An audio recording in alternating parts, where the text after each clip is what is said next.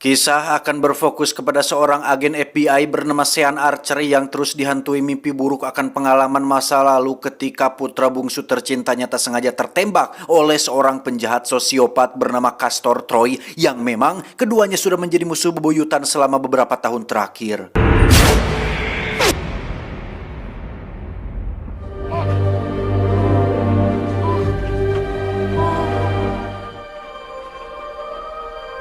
Setelah bertahun-tahun Sean terus memburu Castor, tetapi seperti layaknya belut sawah, Castor sangatlah licin sekali dan susah untuk ditangkap sampai ada kabar tentang pembayaran pesawat jet pribadi atas nama adik kandungnya Castor. Sean dan kawan-kawan langsung pergi ke bandara untuk mencegahnya kabur lebih jauh. We'll take a break when the case breaks, okay? Pollux doesn't fly without Big Brother. Now, come on.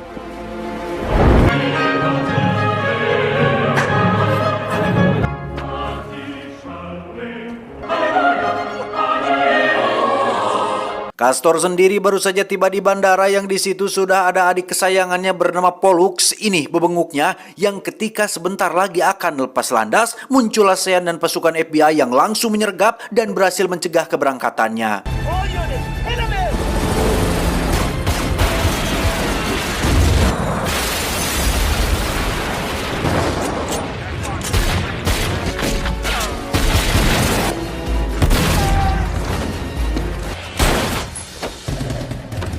Setelah melewati berbagai aksi menegangkan dan memakan banyak korban, Sean akhirnya bisa berhadapan langsung dengan benguk orang yang sudah membunuh putra bungsunya, yang betapapun Sean ingin membunuhnya, dia masih eling pada tanggung jawab dan kewajibannya sebagai seorang petugas hukum. Tapi tiba-tiba...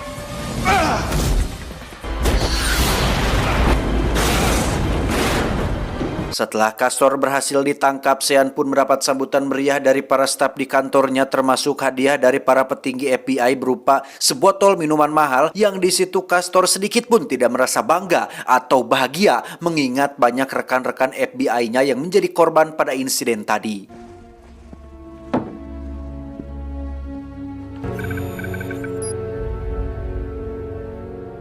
Permasalahan belumlah selesai sampai di sini karena di tas milik Pollux ditemukanlah sebuah harddisk berisi sketsa bom berdaya ledak tinggi yang ternyata sebelum rencana pemberangkatan mereka, Castor dan Pollux sudah menempatkan bom tersebut di suatu tempat yang tidak diketahui. The biblical plague that like... Karena Castor sedang terbaring koma akibat kejadian tadi, hanya Pollux salah satu-satunya harapan Sean untuk bisa mengetahui di mana bomnya. Namun Pollux sama saja seperti kakaknya yang keras kepala dan sulit diajak kooperatif, sehingga Sean menemui jalan buntu untuk permasalahan yang satu ini. Any progress? Dia bernama Miller, seorang agen FBI yang khusus menangani bidang sains dan teknologi, yang mana dia memiliki satu solusi untuk permasalahan ini, yaitu memanfaatkan penemuan terbaru dalam dunia bedah yang memungkinkan seseorang bisa menukar wajahnya dengan wajah orang lain. Seperti yang tadi sudah saya jelaskan, Pollux adalah satu-satunya harapan mereka untuk bisa mengetahui di mana bomnya diletakkan, dan hanya kepada Castor kakaknya lah dia akan buka mulut tentang segala rahasia, sehingga ide untuk solusi ini adalah Sean mau tidak mau harus bertukar wajah dengan Castor, masuk ke penjara paling ketat di dunia, dekati Pollux dan tanyakan sendiri di mana bomnya diletakkan. He's a state-of-the-art morphogenetic template. Your blood types won't match, but Pollux won't know them. You want to take his face and mine? Borrow. Just a temporary trade. No. There's no one else, Sean. No. Tak sudi jika harus bertukar wajah dengan orang yang sudah membunuh putra bungsunya, Sean memilih untuk menangkap satu persatu kenalan si Castor seperti Sasha, ini parasnya, yang diketahui merupakan kekasihnya si Castor, dan sederet sahabat-sahabat kriminalnya seperti si Botak dan yang lain-lain yang mungkin saja mengetahui di mana bomnya disembunyikan. I know my rights. I don't have to answer shit. But you ain't got nothing on me, and you know it. It's your call, Sean. This is our know your plan. Sampai sini, Sean masih belum bisa mendapatkan informasi tentang di mana bomnya disembunyikan. Yang di tengah karudetnya itu, Sean yang baru pulang ke rumah pun malah semakin dibuat rungsing ketika putri sulungnya yang bernama Jamie, ini bebenulnya, terlibat perkelahian di sekolah. Sampai-sampai sang istri bernama Evie pun harus meminta maaf kepada orang tua gadis yang sudah dihajar oleh Jamie. Not like you have a clue who I am anyway.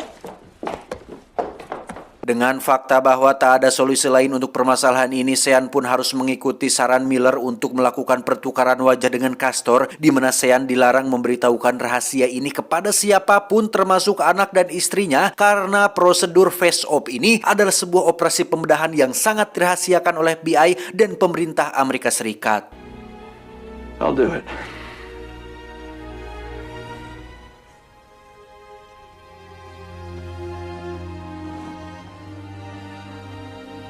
Tiba hari operasi face-off, kita akan melihat prosedur pelepasan wajah dengan cara melepas kulit wajah Castor dan dipindahkan ke wajah Sean. Kemudian luka bekas sayatan bisa langsung sembuh tanpa meninggalkan bekas luka sedikit pun berkat teknologi medis yang mereka miliki di sana.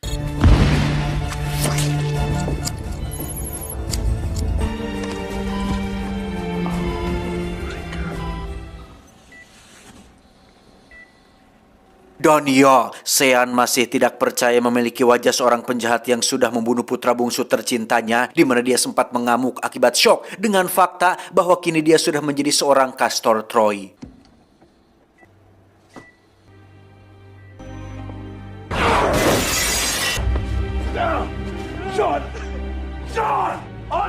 Tak hanya wajah, suara Sean pun akan diubah menggunakan microchip yang ditanam di tenggorokannya, yang setelah semua persiapan selesai, Sean langsung diserahkan kepada pihak penjara yang akan membawanya ke lokasi penjara paling ketat di dunia.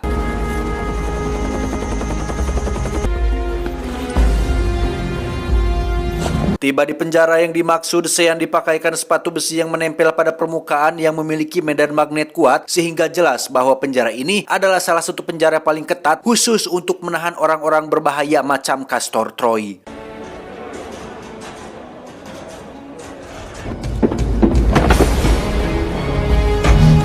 Saatnya berbaur, semua orang pun langsung tertuju pada Sean yang sekarang menjadi Castor Troy, sang penjahat yang terkenal dan dikenal sangat gila dan membrutal, yang baru saja berbaur sudah ada napi yang menyerangnya hingga Sean terpaksa harus menjadi Castor yang kejam dan penuh kegilaan.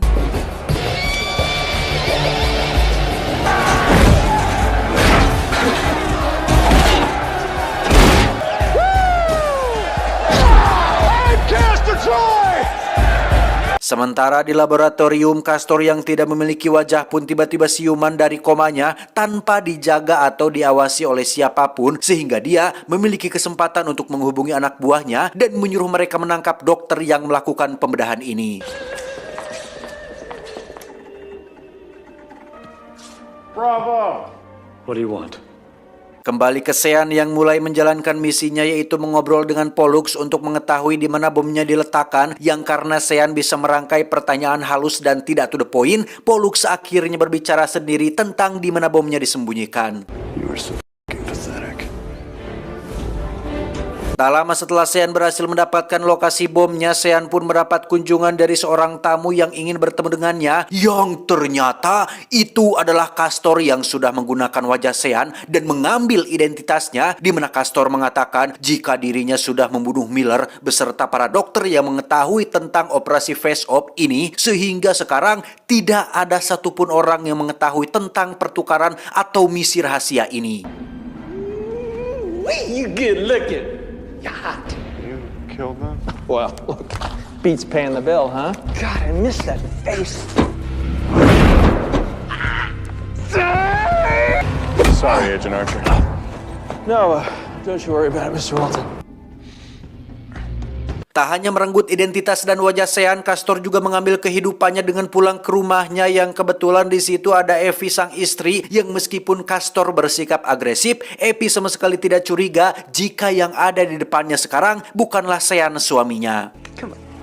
What is he doing? What are you doing? Castor pun membaca buku catatan milik Sean yang di dalamnya terdapat banyak sekali catatan sedih mengenai kematian putra bungsunya. Castor juga masuk ke kamar Jamie si sulung yang sedang ranum-ranumnya. Namun Castor masih menjaga sikapnya agar tidak dicurigai. Namun tetap saja Jamie merasakan ada perbedaan dari sikap ayahnya tersebut. Kembali ke Sean yang dikurung di sel isolasi setelah kehidupannya dirampas, kini dia semakin dibuat emosi tatkala Pollux dibebaskan oleh Castor dengan alasan sebagai jaminan untuk mengetahui di mana lokasi bomnya disembunyikan, sehingga sekarang Sean benar-benar tidak punya kesempatan untuk bisa keluar dari tempat ini. Drop me a line sometime. So is our star witness talking? Yeah. Tak hanya itu, setelah Pollux mengakui lokasi bomnya, Castor pun pura-pura menjadi pahlawan dengan menjinakkan bomnya, padahal memang dia dan adiknya lah yang membuat bom tersebut. Sehingga jelas bahwa Castor benar-benar berniat untuk merenggut kehidupan Sean sepenuhnya. Hallelujah. Sean Archer disarmed a massive bomb just 1 second. Tak ingin tenggelam dalam keterpurukan, Sean pun memanfaatkan perannya sebagai Castor yang brutal dan gila dengan mencari masalah dengan sipir, sehingga dia harus menerima siksaan berupa setruman yang sebelumnya sudah ada korban yang sudah ngajeng jehe. Get his boots, Walton. Dan ternyata ini semua adalah rencana Sean untuk bisa keluar dari penjara ini dengan mengajak seorang tahanan yang sempat menyerangnya di hari pertama, di mana mereka berdua akhirnya bekerja sama untuk melumpuhkan beberapa sipir dan mencari jalan keluar dari penjara ketat ini. Fire, we have men down in C4.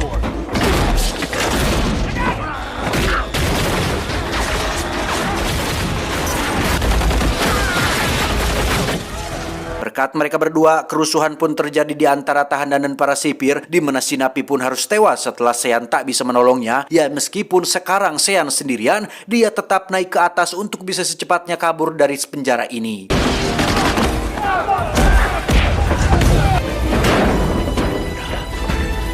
Dan ya, penjara ini ternyata adalah sebuah lokasi yang ada di tengah kilang minyak laut, sehingga mustahil bagi Sean untuk bisa keluar hidup-hidup. Namun daripada mati di tempat ini, Sean memilih untuk menceburkan diri ke laut dan berenang ke tepian entah bagaimanapun caranya.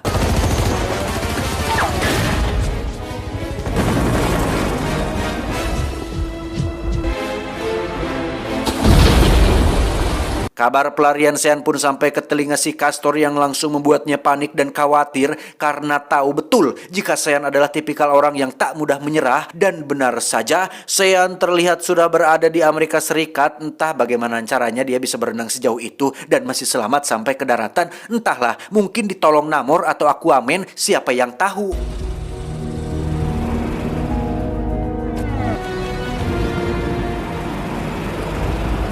Setelah mencuri mobil dan ponsel milik kekasih Teh Yuli, Sean pun langsung menghubungi Evie, istrinya, untuk memperingatkannya bahwa orang yang sekarang menjadi suaminya bukanlah Sean, melainkan orang lain. Namun Evie tentu tidak langsung mempercayainya begitu saja. Whoever you are, don't call again. Karena Sean memerlukan sumber daya dan bantuan, dia yang sekarang menjadi Castor pun balik memanfaatkan wajahnya dengan pergi ke tempat salah satu rekan kriminalnya bernama Dietrich, si botak yang sempat diinterogasi di awal tadi, di mana Sean benar-benar diterima dengan baik di tempat ini tanpa mereka mencurigainya sedikit pun.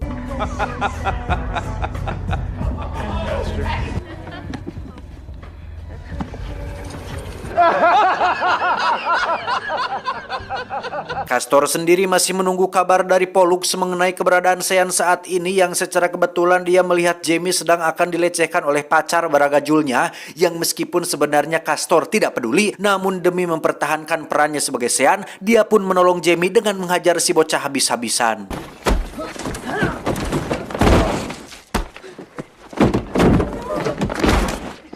Tak ingin direpotkan lagi dengan masalah ini, Castor pun memberikan solusi brutal kepada Jamie agar lain kali bisa menjaga dirinya sendiri, yaitu sebilah pisau lipat dengan sedikit tutorial bagaimana cara menikam orang dengan benar. Twist it so the wound won't close.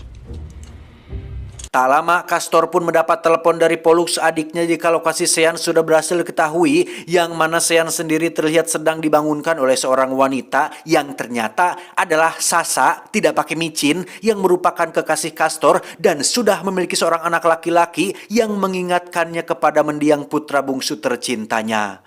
He's yours too.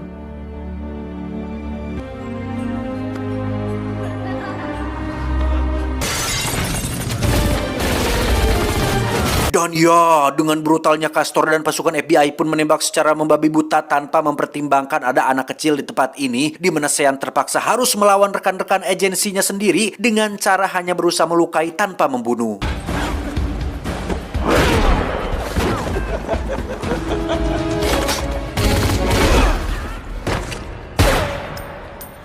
Sean pun memprioritaskan Sasha dan si bocah agar bisa selamat dari pertempuran ini yang ketika mereka berdua sudah pergi melalui jalan aman, Dietrich harus tewas tertembak di leher oleh Castor yang notabene adalah sahabat baiknya sendiri, sehingga ketika yang tersisa hanyalah Sean dan Castor, mereka berdua pun memilih saling beradu kemampuan hingga terjadi baku tembak yang cukup membagongkan.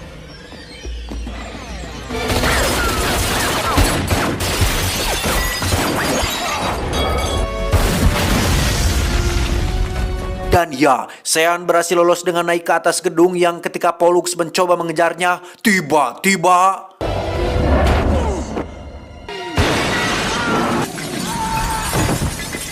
saat Castor sedang meratapi adik kesayangannya, muncullah seorang agen FBI yang mempertanyakan kenapa Castor sampai begitu sedih padahal itu cuma Pollux si kriminal tak berguna dan... It's just Pollux Troy. Akibat insiden semalam, Castor pun mendapat teguran dari atasannya yang meminta untuk hentikan kasus penangkapan ini. Namun Castor justru malah membunuh atasannya sendiri ketika situasi sedang sepi, sehingga jelas bahwa Castor sudah tidak peduli lagi dengan kehidupan Sean dan akan mulai melakukan tindakan nekat hanya untuk bisa membalas dendam atas kematian adik kesayangannya. Victor Lazarus had a heart attack. Oh God, right away. Thank you. Sean sendiri pergi ke rumahnya untuk menemui sang istri yang dengan fisik Castor, tentu saja Evie sang istri tidak akan percaya begitu saja meskipun Sean sudah menceritakan momen-momen yang hanya mereka berdua yang tahu, sehingga jalan terakhir untuk membuktikannya adalah dengan Evie memeriksa golongan darah Castor yang pastinya menjadi bukti kuat bahwa yang selama ini bersamanya bukanlah suaminya.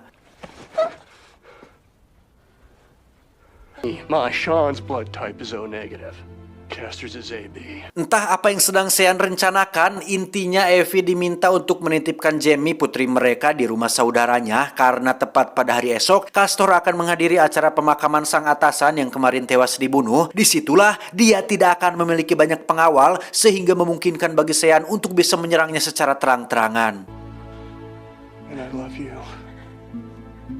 Singkat cerita, setelah upacara pemakaman selesai, Sean terlihat sudah berdiri sendirian menunggu kedatangan Castor yang ternyata sudah membawa Evie istrinya yang diancam akan dibunuh, yang dalam posisi terpojok itulah muncul Sasha yang datang untuk menolong, sehingga terjadi momen todong-menodong di antara mereka semua. Neither could his sister. Hey, baby. What a predicament!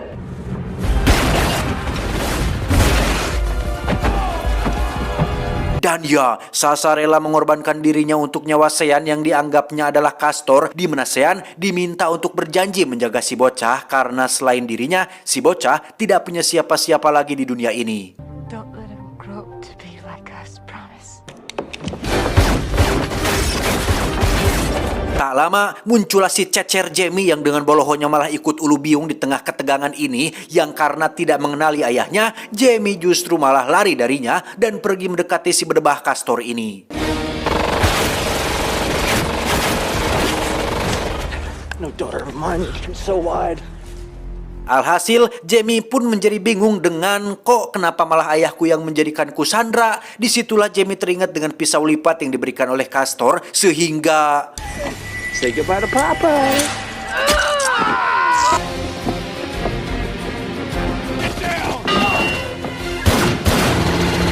terjadi kejar-kejaran dengan speedboat yang sangat beradrenalin di mana kerusakan yang ditimbulkan cukup besar dan pastinya menghabiskan budget yang tidak sedikit untuk bisa menciptakan ini semua.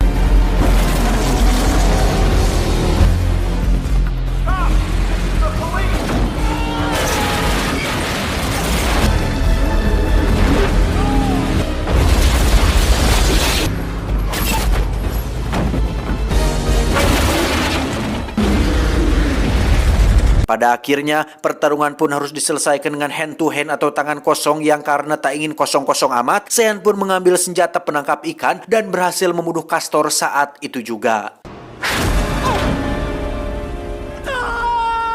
Tak lama muncullah FBI yang sudah mengetahui semuanya sehingga Sean tak lama lagi akan kembali ke kehidupan normal dan meninggalkan kehidupan Castor yang penuh adrenalin ini.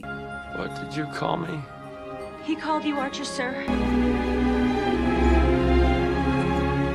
Sesuai wasiat Sasa, Sean pun menepati janjinya untuk mengurus si bocah yang merupakan anak kandung Castor dan Sasa, yang mana si bocah akan menjadi pengganti dan obat kehilangan Sean akan putra bungsunya yang sudah tiada. My name's Jamie. I'm Adam. Beberapa belas tahun berlalu, si bocah yang sudah besar pun akhirnya mengetahui semua cerita tadi dan dia memutuskan untuk membalas dendam kematian kedua orang tuanya dengan membantai keluarga angkatnya sendiri. Ngarang ketang. Tamat, ending yang cukup membagongkan.